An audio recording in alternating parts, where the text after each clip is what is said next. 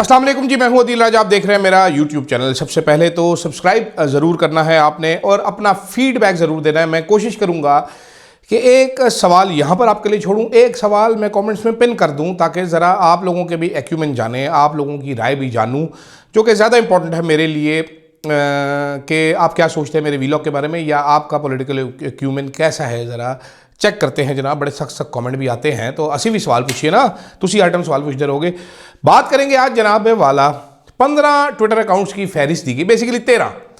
ये फहरिस्त किसने दी है, किसकी फहरिस्त है, क्यों दी गई है और किसने किसको पकड़ाई है, इस पर बात करेंगे। आगे जाके आपको बताऊंगा। साथ साथ जनाब राना सनाउल्लाह गाजर लेके आए हैं मुज़ाकरात की, साथ साथ सोटी भी दिखा रहे हैं और ख्वाजा आसिफ साहब सोटी दिखा रहे हैं। ठीक है, बैरिस्टर गौहर साहब की साजिश क्या बेनकाब हो चुकी है, इस पर बात करेंगे। और एक कंपैरिजन है जनाब वेनेजुएला से सबक सीखने के लिए पाकिस्तान का। सबसे पहले मेरा ख्याल है शुरू यहाँ से ही करते हैं। सबसे इंटरेस्टिंग स्टोरी मेरे पास ट्विटर अकाउंट्स वाली है, वो एंड में करते हैं। अब मुश्तरका नकात क्या है वेनेजुएला और पाकिस्तान में। वेनेजुएला में शदीद पॉलिटिकल लड़ाई थी, नफरत थी जनाब। वेनेजुएला में हुकूमत और अपोजिशन के दरमियान में इख्तलाफात इतने शदीद थे, अवाम का इतना डिस्कनेक्ट था कि चुप करके अमेरिका ने रिजीम चेंज करे। पाकिस्तान में देखिए, पाकिस्तान में तो बाकायदा सियासी इख्तलाफ एक कबायली लड़ाई में तब्दील हो चुकी है। पंजाबी जो है वो पठानों को बुरा भला कह रहे हैं, पठान जो है वो पंजाबियों को बुरा भला कह रहे हैं। ये धड़े हैं। इसमें अमेरिका को रिजीम चेंज का मसला ही कोई नहीं है। हुकूमत के पास एक ही ऑप्शन है, जो अमेरिका के ये लमलेट हो जाए उसके आगे ये ऑमलेट बन जाए उनके आगे, हिले भी ना वहाँ से। वेनेजुएला में जनाबे वाला धांधली हुई इलेक्शंस में, जिसने गैर मुल्की मुदाखलत के दरवाजे खोले। अवाम का एतमाद कम से कम होता चला गया। पाकिस्तान में 2024 के इंतखाबात आपके सामने हैं, किस तरह 17 सीटों वाले को हुकूमत दी गई। ये धांधली इतनी खुली, इतनी बेनकाब थी कि पड़ोसी मुल्क से ताने दिए जाते हैं कि इस मुल्क में जो इलेक्शन जीता है वो जेल में है, जो हारा है वो हुकूमत कर रहा है। ऐसे में सिर्फ अमेरिका के लिए नहीं, भारत के लिए बड़ा ज़बरदस्त मौका मिल जाता है दरअंदाजी करने का।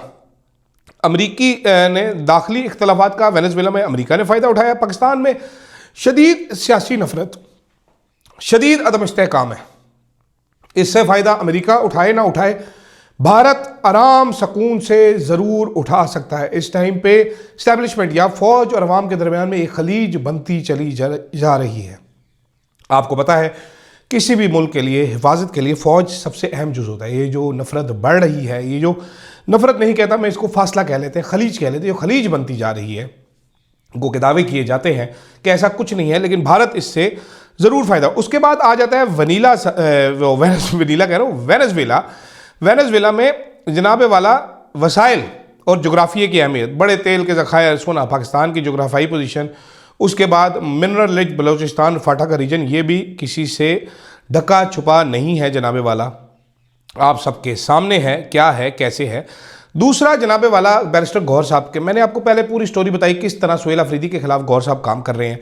सलमान अकरम रैजा साहब अब आए, उन्होंने कहा जनाबे वाला ये जो मुलाकात की भीख मांग रहे हैं बैरिस्टर गौहर साहब, ये पार्टी मौक़िफ़ नहीं है, ये खिलाफ है, हम कोई भीख नहीं मांगते। और वो कह रहे हैं कि जनाब ये गौहर साहब ने गलत बोला है, ठीक है, कि अपनों की वजह से मुलाकात नहीं हो रही, इसमें कोई सच्चाई नहीं है, इसमें कोई हकीकत नहीं है। साथ साथ वो कह रहे हैं कि जी ये जो मुज़ाकरात की ऑफ़र दे रहे हैं, इसमें खुलूस नीयत नज़र नहीं आता कि इमरान खान से मुलाकात नहीं कराएंगे, ये नहीं कराएंगे, वो नहीं कराएंगे। अब पहले CBM करें, हमारी मुलाकात कराएं, उसके बाद देखते हैं मुज़ाकरात में क्या करना है क्या नहीं करना। तो ये चीज़ भी सामने आई है जनाबे वाला हमारे सलमान अकरम रैजा साहब की तरफ से। दूसरी तरफ जनाब जो आपके प्यारे और राज दुलारे वो हैं गौहर साहब, ये एक ग्रुप है। अब इस ग्रुप में मज़ीद लोग ऐड होते चले जा रहे हैं, ठीक है। मैंने आपको 3 नाम दिए थे। अली मोहम्मद खान साहब बड़े मुझे पसंद है, बड़े मेरे अच्छे दोस्त हैं। बैरिस्टर गौहर साहब और चौधरी निसार जट साहब जो थे, डॉक्टर निसार जट साहब, ये थे। इसमें आप आमिर डोगर को भी शामिल कर लें। अब ये लोग हैं, ये समझते हैं मुज़ाकरात हुकूमत ऑफ़र दे रही है तो हो सकते हैं। मेरी राय मुख्तलिफ है, थोड़ी सी मेरी राय थोड़ी सी अजनबी है इन लोगों के नस्बे। है क्या मसला, क्या मसला ये है, आप ज़रा समझिए कि राना सनाउल्लाह साहब ऑफ़र करें 5 बड़े बैठ जाए, क्या 5 बड़े बैठने में इंटरेस्टेड है? मेरा नहीं ख्याल। राना सनाउल्लाह साहब फरमा रहे हैं जनाब के तरीके साहब मुज़ाकरात नहीं करेगी तो अपना नुकसान, फिर हम इनको सबक सिखाएंगे, वो डंडा भी सोटा भी दिखा रहे हैं।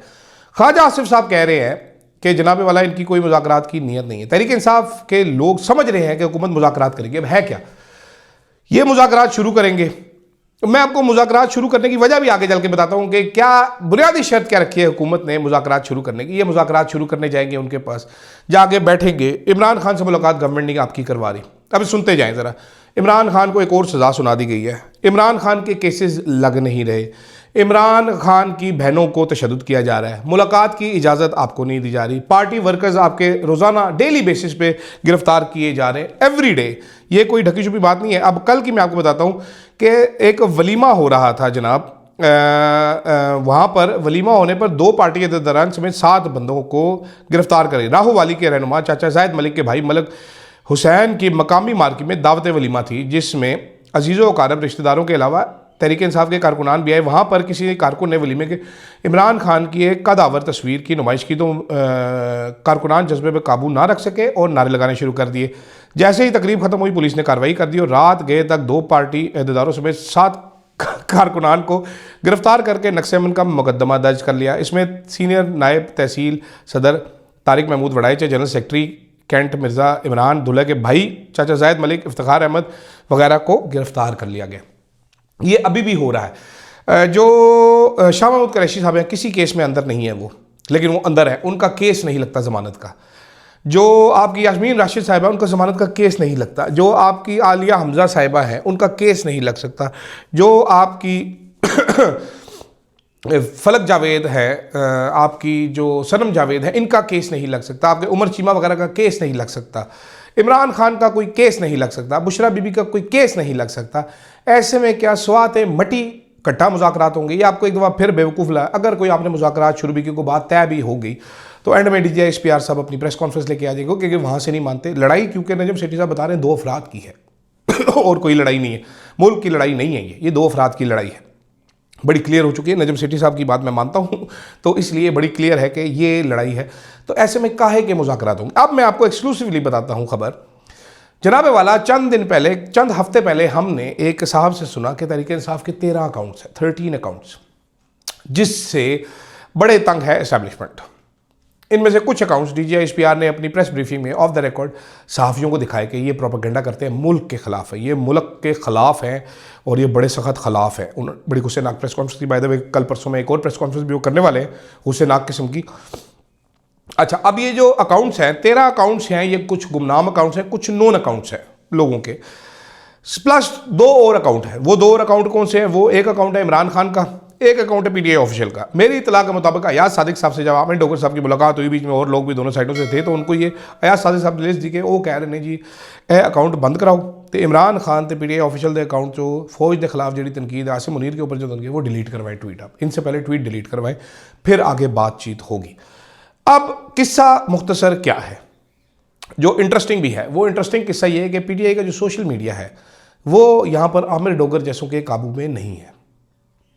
ठीक है, PTI का सोशल मीडिया चलेगा इमरान खान के कहने पर। इसके लिए आसान तरीका क्या होगा? आसान तरीका ये होता कि आप इमरान खान से मुलाकात कराते, वहाँ पर वो कहते कि सर ये ट्वीटें डिलीट करनी, इमरान खान साहब कहते कर दो तो हो जाती, इमरान साहब कहते नहीं करो तो नहीं होती।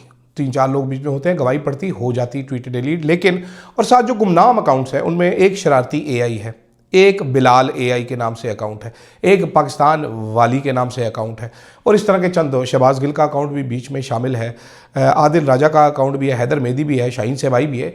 अब कुछ लोग तो नोन है, शहबाज गिल वगैरह, इनसे बात करके शायद ये रिक्वेस्ट करें वो चुप ही हो जाए या कोई ट्वीटें डिलीट भी करते जो पार्टी डिसिप्लिन में।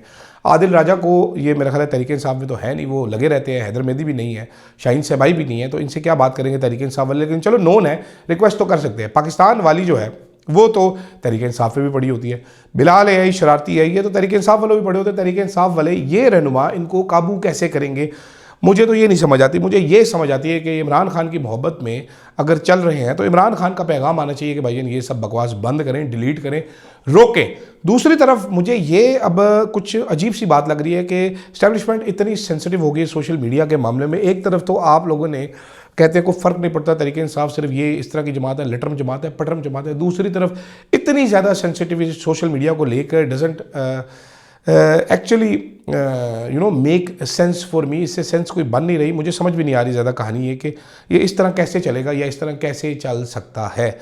लेकिन देखते हैं जनाब क्या होता है क्या नहीं होता। ये बड़ी इंटरेस्टिंग सिचुएशन डेवलप हो रही है और क्या तहरीक इंसाफ के आमिर डोगर साहब क्या कमिटमेंट लेके आए, गौर साहब क्या कमिटमेंट करके आए, क्योंकि मुज़ाकरात का कोई मुस्तकबिल नज़र नहीं आ रहा। राना सनाउल्लाह पुकार के कह रहे हैं कि मुज़ाकरात को नवाज़ शरीफ और फील्ड मार्शल का आशीर्वाद हासिल है, लेकिन जो हरकतें हैं सामने वो नज़र आ रही है कि मुज़ाकरात का कोई सिर पैर नहीं है। और ये स्ट्रीट मूवमेंट को स्कटल करने के लिए आज शुएल अफरीदी साहब बाहर से खिताब भी करेंगे। जब आप ये वीडियो देख रहे होंगे तो वो कर चुके होंगे, लेकिन हम क्योंकि जल्दी रिकॉर्ड करें तो वो इंक्लूड नहीं कर सकेंगे। शाम को उस पर जिक्र करेंगे, शाम को मजीद आपसे कुछ गुफ्तगू करेंगे इन अकाउंट्स के बारे में भी और काफ़ी सारी चीज़ों के बारे में भी। फ़िलहाल के लिए मेरे को दीजिए इजाज़त। अल्लाह हाफ़िज़।